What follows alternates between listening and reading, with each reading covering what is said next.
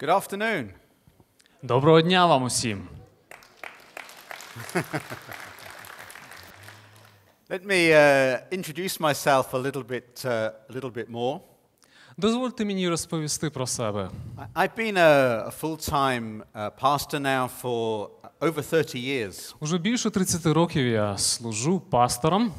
I currently pastor, I'm one of the pastors of a church in West London. Я один із пасторів церкви у Західному Лондоні. And as you've already heard in the introduction, one of the distinctive things about our church Ви вже, мабуть, почули, одна відмінність, дуже особлива така річ про нашу церкву. is that we have people from more than 45 different nationalities that meet with us on a Sunday.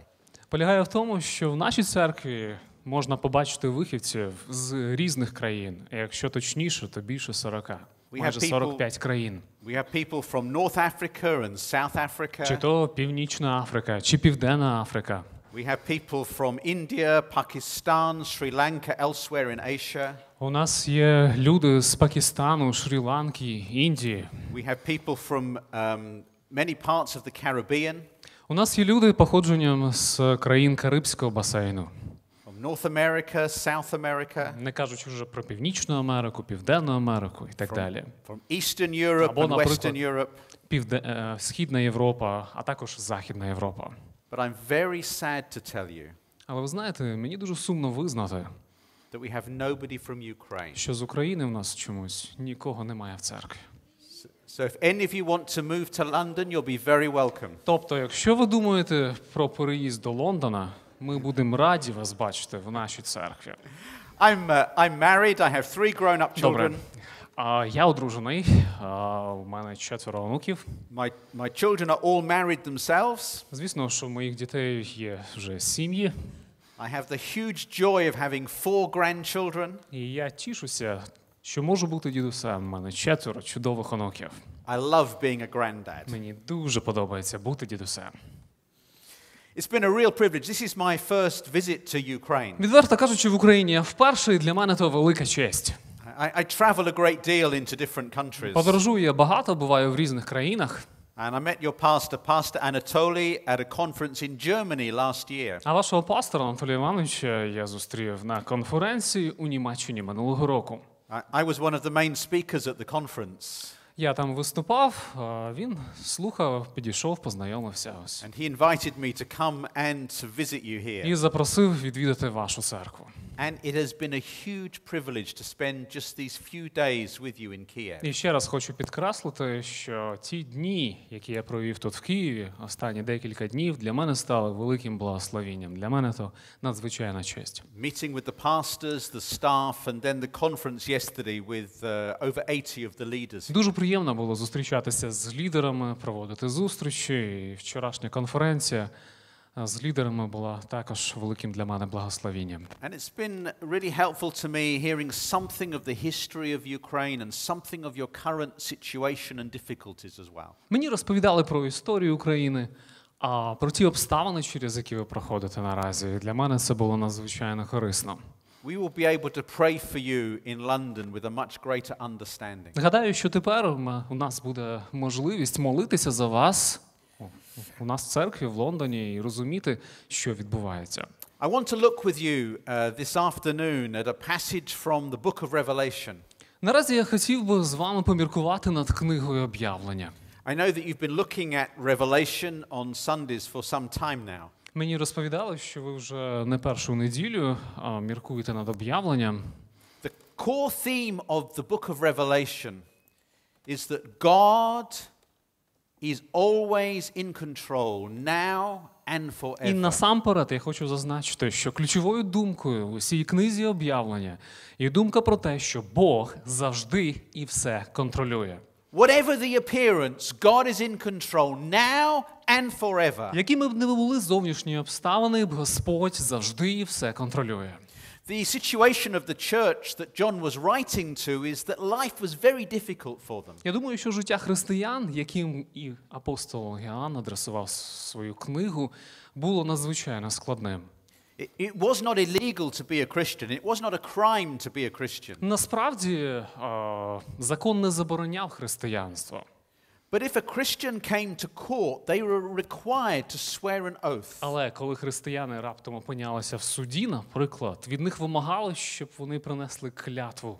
They had to declare Caesar is Lord. Їм потрібно було визнати, що кесар є Господь. This was the normal thing in court. У суді то було нормально приносити подібну клятву. But Christians could not make that declaration because Jesus is Lord. Але християни просто не могли приносити цю клятву, оскільки для них Ісус є Господом. If you refused to make that declaration in court, you Виходить, faced torture and death. Виходить, якщо ви відмовлялися приносити цю клятву і визнавати кесаря Богом, ви стояли перед реальністю тортур і навіть смертю. And when John wrote this letter to the churches, many Christians had already been killed. Гадаю, що багато християн загинули навіть до того моменту, коли Іоанн писав свою книгу. So it was a dangerous time to be a Christian. Дуже скрутні часи, дуже небезпечні часи, зокрема для християн. Someone who didn't like you could make a false accusation against you. Можливо, ви просто комусь не сподобались. Хтось взяв і почав неправдиві свідчення You would приводити. be taken to the magistrate. Вас привели в суд, ви постали перед суддею, As a Christian, you could not make the oath. і ви не могли поклястися. Your life could soon be over. Але життя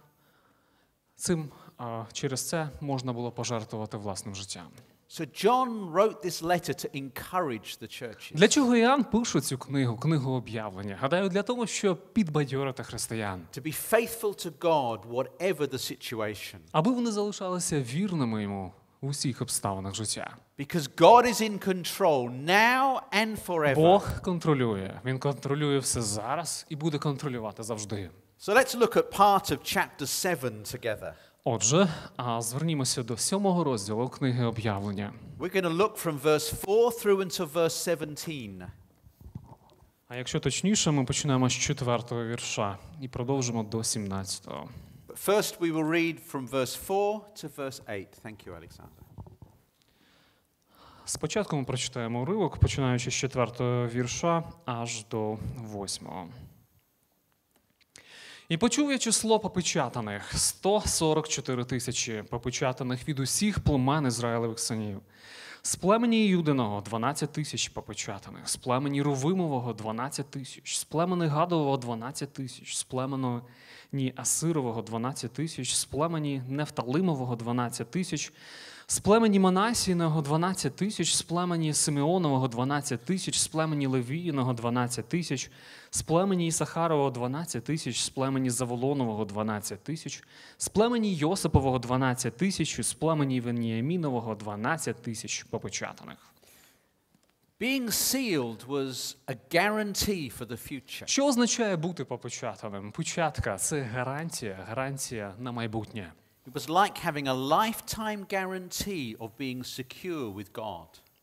Це гарантія убезпечення самим Богом.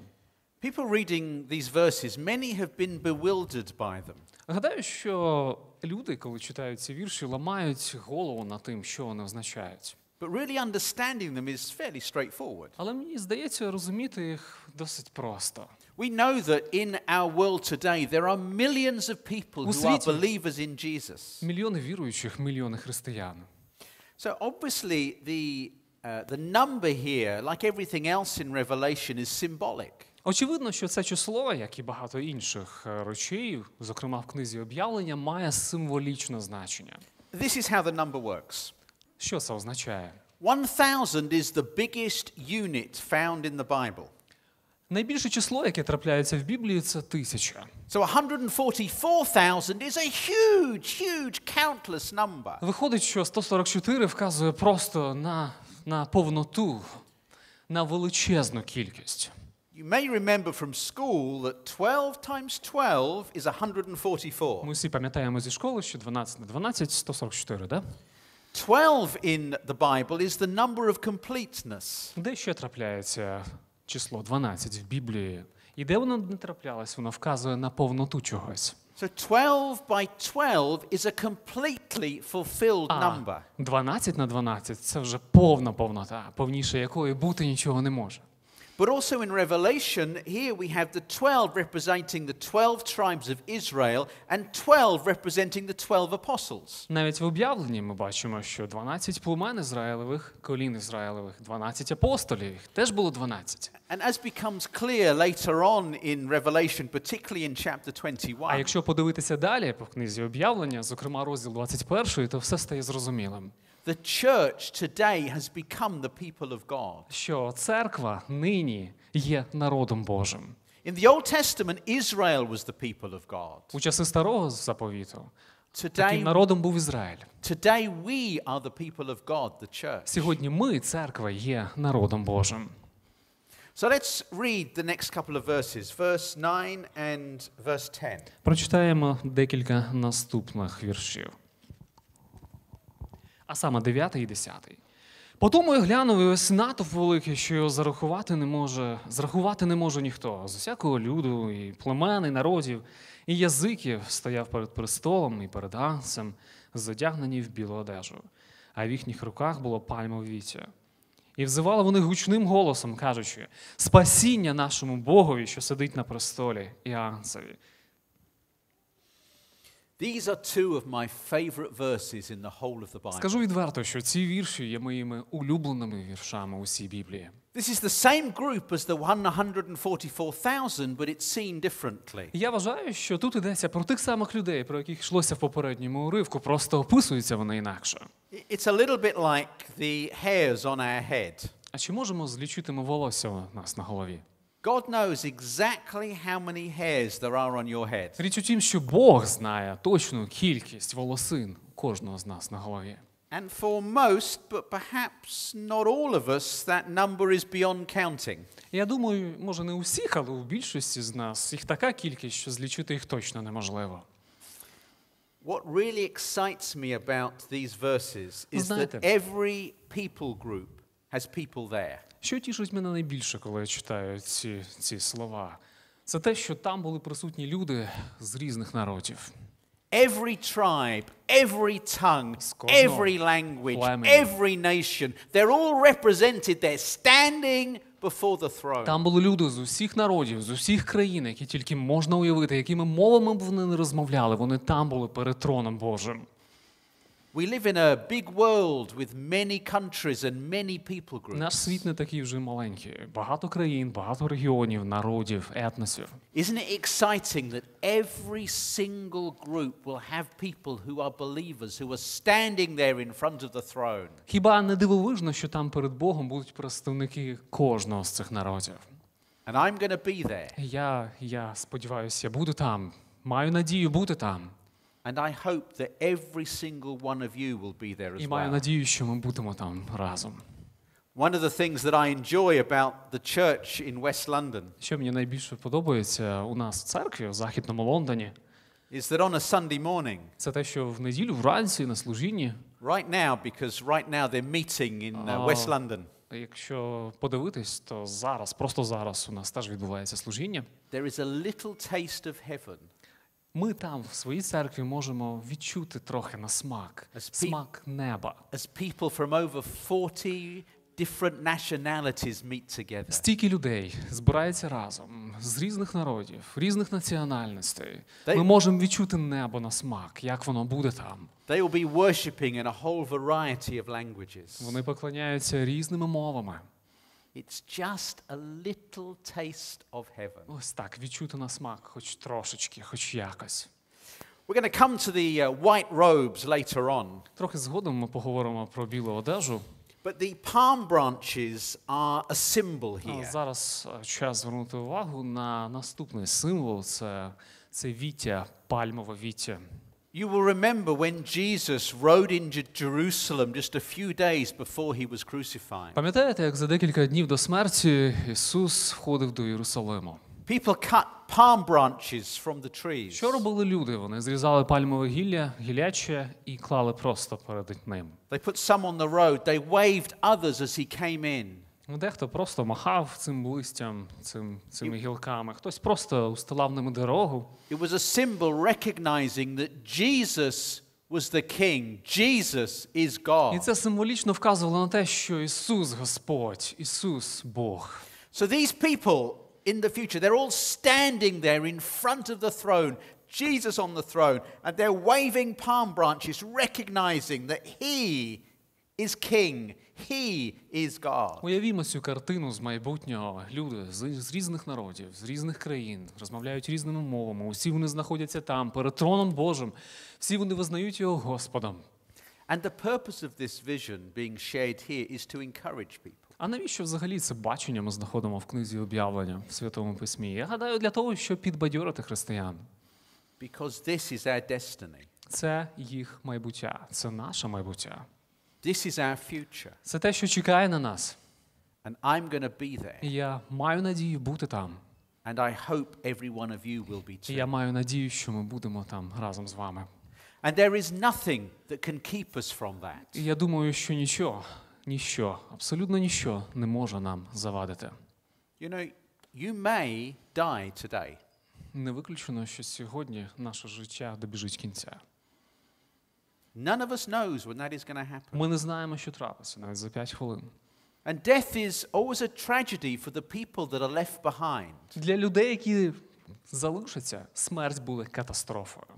But for us as believers, it's not a tragedy. Для нас, віруючих, то зовсім не трагедія. Because it's where we go to our destiny, to Ми be знаємо. there before God. Ми знаємо, куди ми прямуємо. Це наше майбуття. Туди, вічно, з Богом. I'm going to be there. Я маю надію бути там. And I hope also will be every one of you. Маю надію, що ми будемо там усі разом. Revelation was written to encourage people living in the present. Іоанн писав об'явлення, як підбадьорене, не лише для тих людей, які жили тоді в першому столітті. Він писав його і для нас. And I want you to be encouraged today. Він хотів і нас підбадьорити. Я хочу, щоб ми це підбадьорення сьогодні таки мали.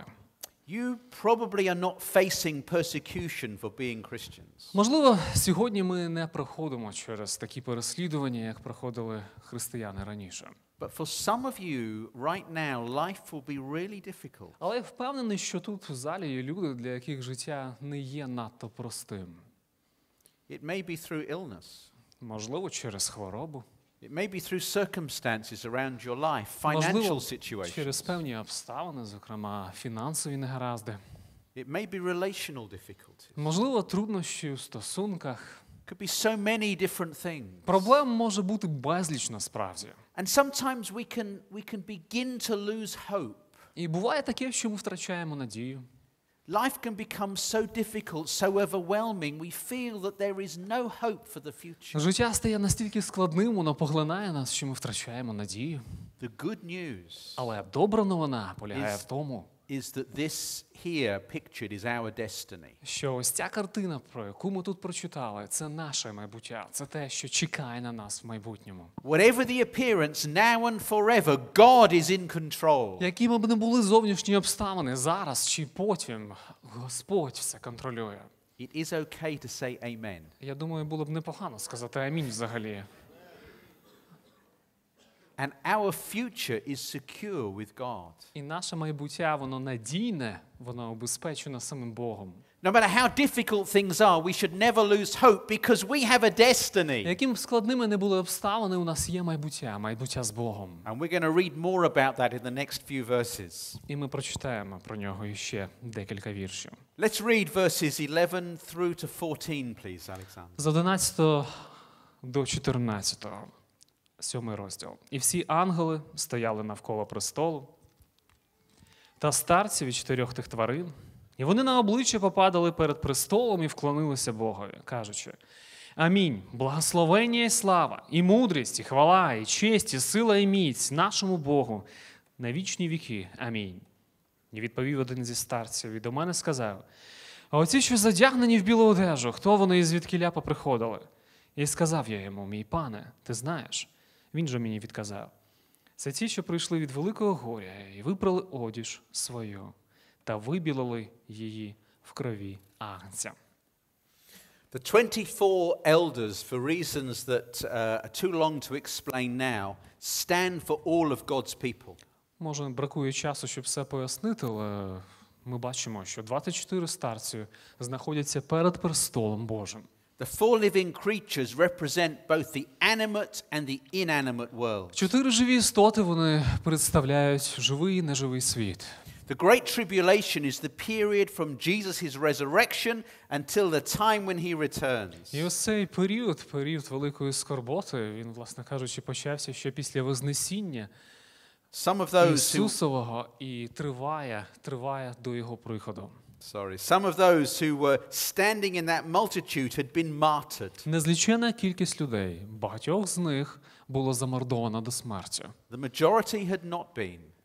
Багатьох не було замордовано до смерті. But all had endured living in a broken world. Але у всіх людей була нагода пожити в цьому зіпсованому світі. When God made our world, it was perfect. Коли Господь створив світ, він був досконалим. There were no difficulties, there were no problems. It was a perfect world. Це був досконалий світ, жодних проблем. But human beings decided that they knew better than God. Але люди чомусь вирішили, що вони знають краще за Бога, як жити. And as a result of their choices, the world became broken. І як наслідок світ зіпсувався. Not just our relationship with God becoming broken. Це стосується не лише наших взаємин з Богом. But creation itself being broken. Це стосується усього творіння загалом. And we live in this world. І ми теж живемо в цьому світі. Where innocent people suffer. В світі, де страждають невинні люди. Sometimes that suffering is on a personal level. Ці страждання інколи мають місце на особистісному рівні. Sometimes that suffering can be on a national level. Інколи йдеться про страждання цілих народів. But our world is a broken world. Наш світ зіпсований. And we have to endure the pain of living in that world. І ми відчуваємо біль, коли живемо в ньому. But this world is not our destiny. Але цей світ – то не наше майбуття. It's our temporary home at the moment. Це наш тимчасовий прихисток. But our permanent home is pictured in the vision here. А про наш постійний дім ми можемо прочитати ось тут. Being in God's presence. В Божій присутності. Standing before the throne of God. Перед Його троном. And I'm going to be there. І я маю надію бути там. It is my destiny. Це моє майбуття. And I hope that every one of you will be there too. Я маю надію, що це майбуття кожного з нас, хто присутній в цьому залі сьогодні. There is an image here of people standing in these white robes. Ми читаємо тут про людей, які задягнені в білу одіж. And to make these robes white, they've been washed in the blood of Jesus. І цікаво те, що біла одіж, вона вибілена кров'ю. It's a bit of a strange image. Дивно, правда? If you had a white t-shirt or a white dress that had got dirty. Якби у вас була футболка, скажімо, біла, чи будь-який одяг, плаття, не знаю. You're not going to wash it in blood to get it white again. Я сумніваюся, що ви вибілювали за допомогою крові білий одяг. So what is the image about here? Про що ж тут йдеться? Well, in our lives we do things that are wrong. У житті ми не завжди робимо правильні речі. And that makes our lives dirty. Ми заплямовуємо самі себе і власне життя. But through Jesus' death on the cross, Але завдяки смерті Христа, Його смерті на хресті, it has been miraculously and wonderfully made possible for our lives to be clean again. наші життя дивовижним чином знову стають чистими. It's an amazing miracle. Це дивовижно. See, for us to be in the presence of a holy God, Присутність we Божа і наша need to be holy присутність people. перед Ним. Для того, щоб бути перед Ним, нам потрібно бути святими. Our lives need to be completely clean. Наше життя повинно бути чистим. No matter how much we wash our own lives, we can never make them clean. Як би ми не намагалися самі себе виболити, ми не зможемо цього зробити. But through Jesus' death, Але завдяки смерті Христа it has been made possible for our lives to be completely clean. це стало можливим. So that we have the clothes that make us fit to live in heaven. Отже, ми маємо право на одяг, який дає нам право потрапити на небо. And I'm going to be there. І я маю надію бути там. It's my destiny. Це моє майбуття. And I hope that every one of you will be there І я too. маю надію, що буду там разом з вами, з кожним з вас. Let's read some more about that from verse 15, 16 and 17. Прочитаємо Please. ще декілька віршів далі.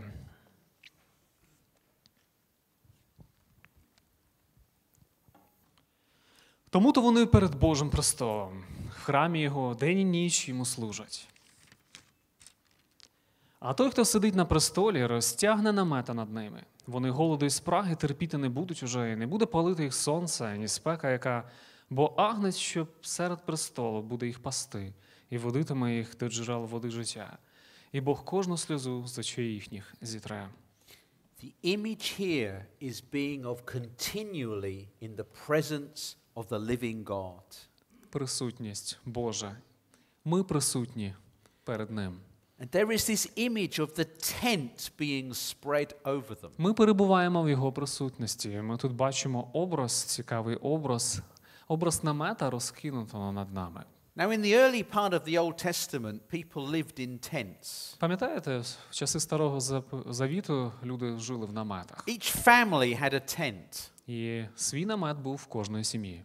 And when somebody new joined the family, І коли з'являвся новий член сім'ї, they would take some more animal skins and they would make the roof of the tent a bit bigger. люди просто розширювали, збільшували дах намета за допомогою нових там шкур. They would move the wooden poles around the outside to extend the tent. Вибудовували нові дерев'яні опори, натягували новий дах, таким чином розширювали намет. So the new family member would be actually living in the tent with the family. І все для того, щоб новий член родини, він міг жити разом з усіма всередині.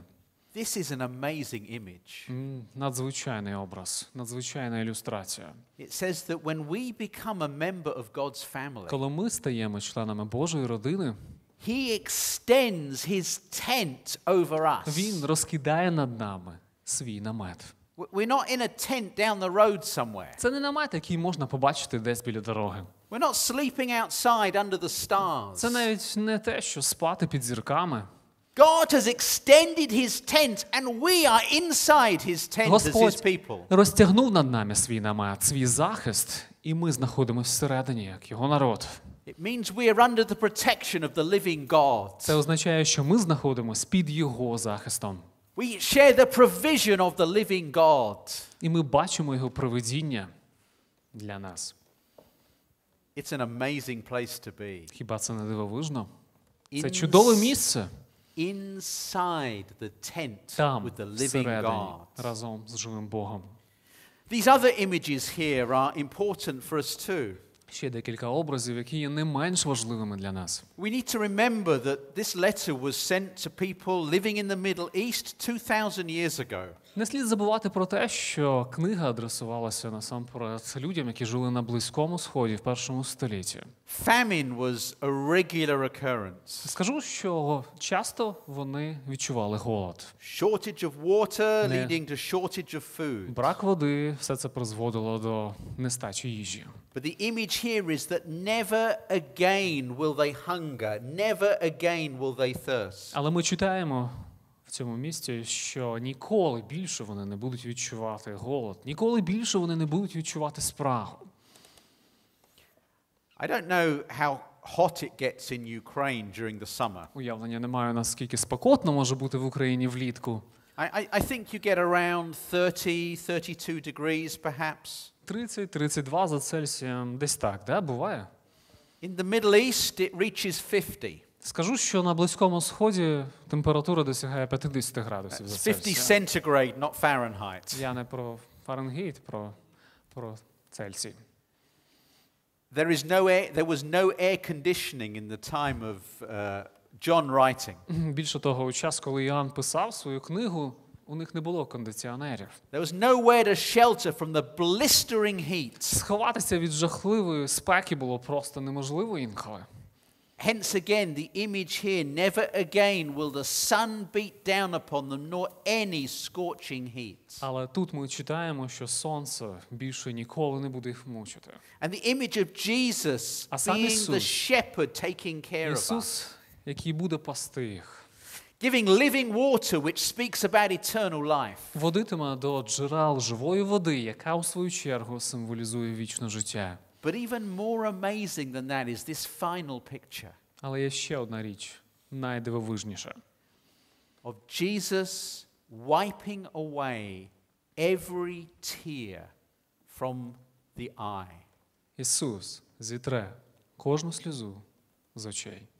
It's an image that is about that in heaven there will be no sadness, there will be no distress, there will be no pain. Це означає, що у небі не буде смутку, не буде болю, не буде страждань.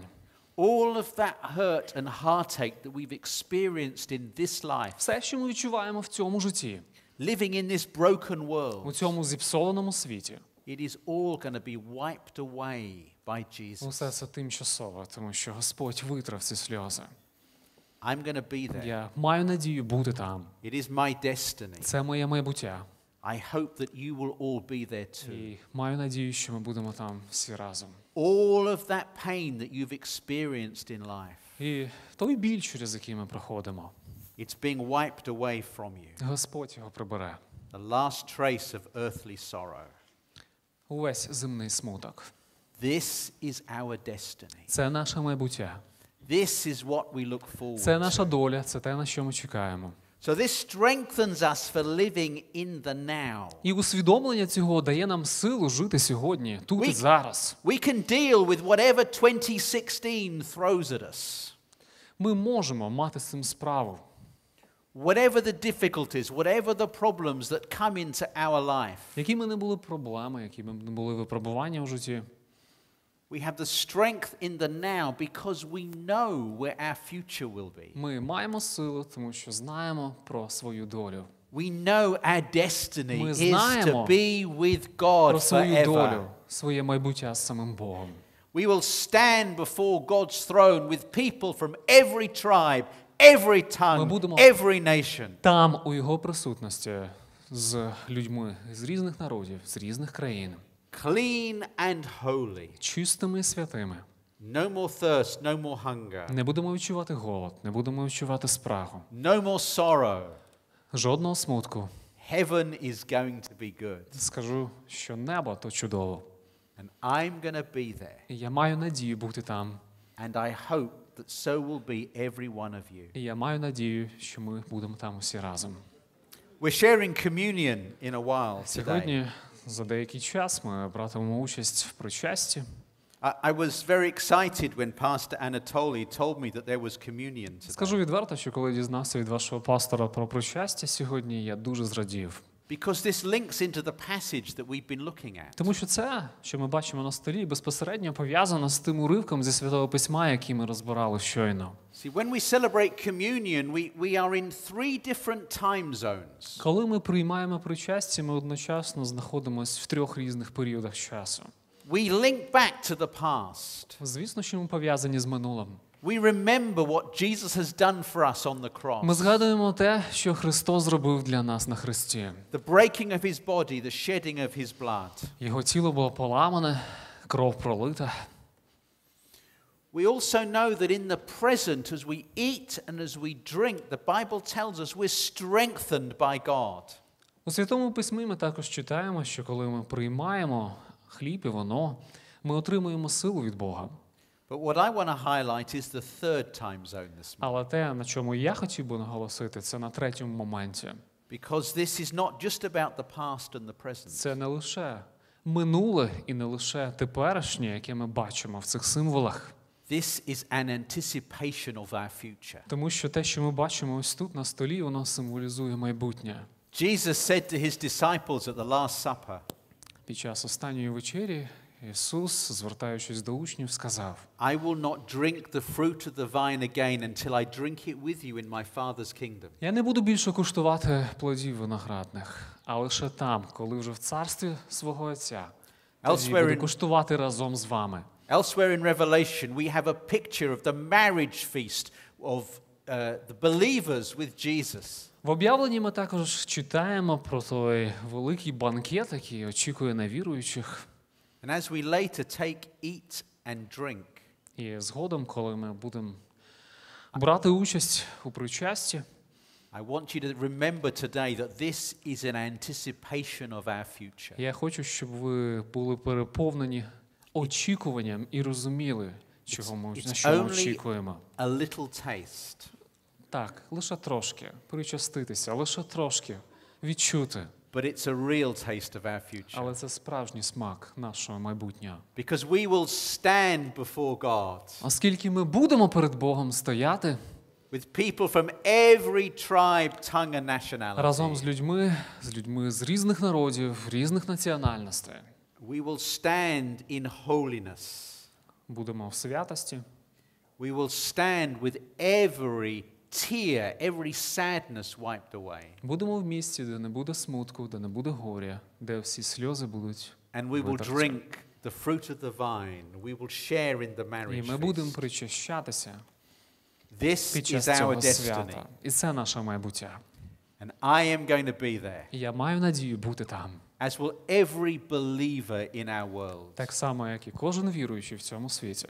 And I hope that includes every one of І you. я сподіваюся, що це стосується кожного з нас. God bless you. Нехай Господь вас рясно благословить.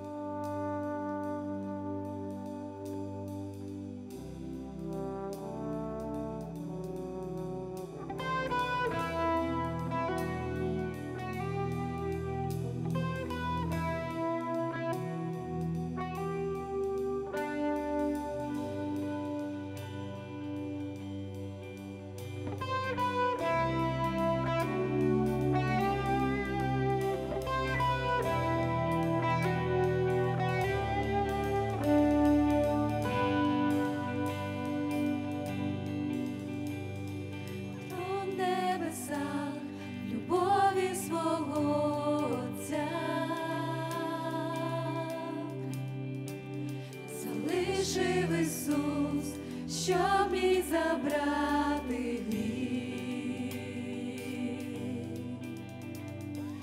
Вічний святий, Бога єдиний Син,